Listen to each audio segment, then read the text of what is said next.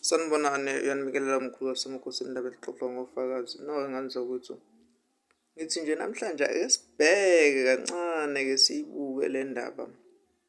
Ethanda ukuthi ibe bucayi yona, kodwa-ke abantu abaningi baye bengayibhekisisi kahle. Uyanibikelela mkhulu wasemakhosini indaba elixoxwa ngofakazi. Ishashe lishashe isiminya sokugcina. Unayigeme uvungela. Umoya lo uvunguza ukuthanda kwawo, umathola sengathi akaboni athi ngisho.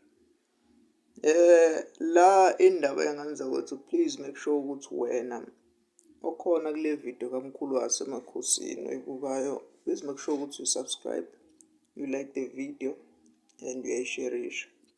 Ngoba lesi sihloko sisazoba naso kakhulu, kuningi abantu kufanele sikhulume ngakho abantu abangakwazi.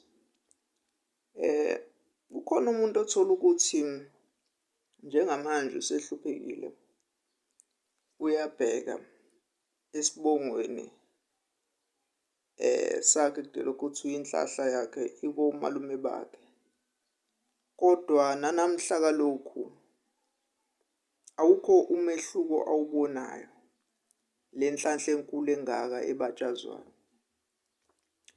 Ngikhuluma nawe wena owenza njena, odela ukuthiwa izinto zakho zonke ziyolunga komalume.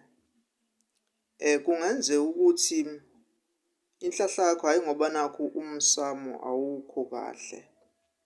Kungenzeka ukuthi umsamo kahle ney'dalwa yikhona zikuphahlele, kodwa ubuhlahla bakho bugodlwe uyihlo noma bugodlwe umkhulu wakho noma bugodlwe isalukazi sakini esasiganile, noma u-anti owayezwana nobaba wakho, owayezalwa kanye nobaba wakho.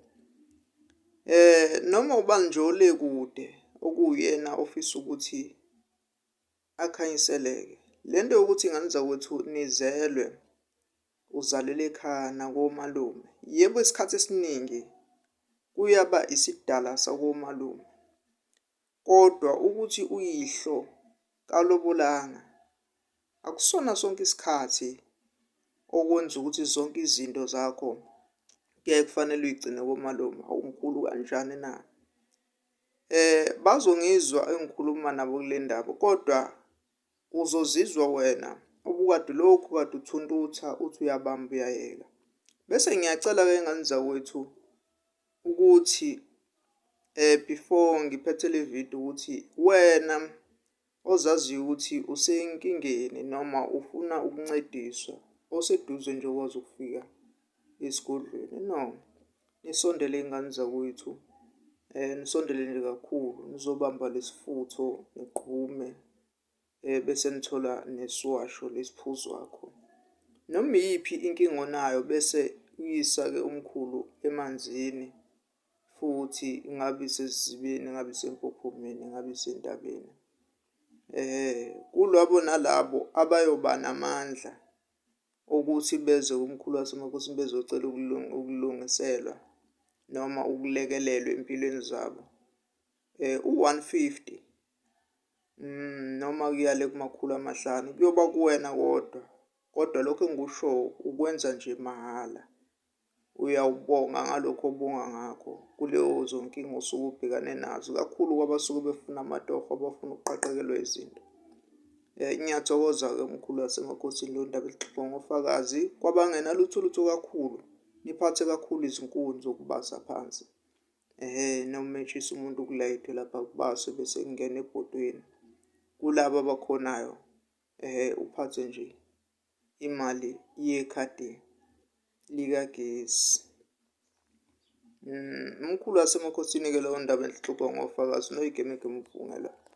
Siyabuya njalo nevidiyo yesanosi bengingakoqedi ngayo. Bese-ke futhi le nganginithembise yona. Nokunye okuningi sazogxila kakhulu kule phathi yomuntu osuke ezwana nomuntu osuke enedlozi nenemimoya, ikakhulukazi laba abasuke sebesebenza sebeney'godlo, nalaba abasuke bengenazo in general nje. Ngane kwethu, zinake zombili iy'bongo zakho, whether ukomalume whether ukini. Kuphela fanele wazi ukujula kwedlozi likuphethe kanjani.